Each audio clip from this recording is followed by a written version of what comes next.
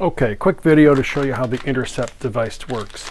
It looks something like this. This is an old one, but to just show you how the device works, you're going to do this and you're going to have the CRL form. This is for confirming a drug test, non-negative with the instant test. So you're going to make sure the donor has not had anything in his or her mouth for 10 minutes and check their ID, make sure you know who they say they are, and we're going to collect a specimen with this device. You open this thing up. Inside are two different things. You're going to find this little toothbrush looking device and then a vial with some liquid in it. This one here, you'll notice the device has a little fin at one end and then a little cottony thing at the other end. It doesn't taste very good. It's kind of it's got something in it that makes you salivate. So you can tell people it doesn't taste very good. So you open this up. You might be better at this than I am. So, okay. We open this up. You hand it to them like this, and they take it out. All right. The little fin is set up this way so that it's up, so you know they have this oriented in the mouth the right way. This cottony part needs to go between the cheek and the gum, and it takes 3 minutes.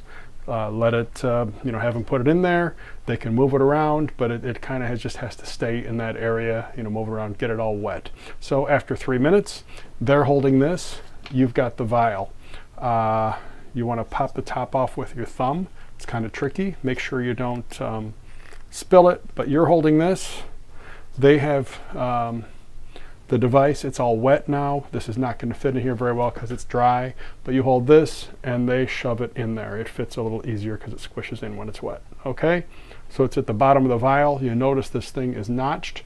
They just break this thing off, or you do. Okay, the top goes on like that. So that is secure, but it's not sealed. We have to complete the chain of custody. There's a separate video that shows you how to fill out the test form. Bottom of the form are these two security seals. You're going to take the A seal, and you're going to show them that the number on the seal matches the number on the form. That way they know that this form they don't get their specimen mixed up. So you peel this off carefully. If you're wearing gloves, it's a little tricky. You want to practice. You put the A right over the middle like that.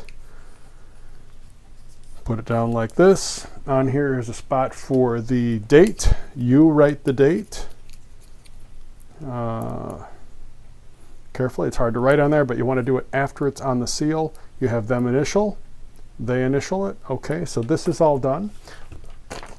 When the test form is complete, and again, this is another video, you're going to go over it again, make sure you have everything filled out correctly.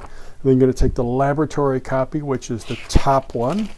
You're going to peel it off, or take it off like this.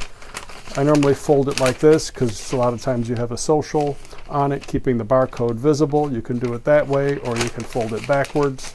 It's up to you. Most people fold it backwards. But in any case, the barcode needs to be facing outwards. This is the specimen bag that it goes in. There are two sections. There's a front section with absorbent material, and the back section is for the paperwork. We put the paperwork in this way so that when you look at the bag, you can see the barcode there. That way when the lab gets it, they can scan it without opening the bag. And then the front section gets the specimen that's all signed and sealed and ready to go. Seal this up. This goes by FedEx in the prepaid FedEx envelope to CRL. You've got the other copies of the test forms here. Ignore the MRO copy. There's an MRO listed on here. There might be on your form. We're not using the MRO for this purposes. There's a collector copy, which would be your official copy. There's a donor copy if you want to give it to them. That's what these other copies are. So basically the one that goes to the lab is the one that goes with the specimen.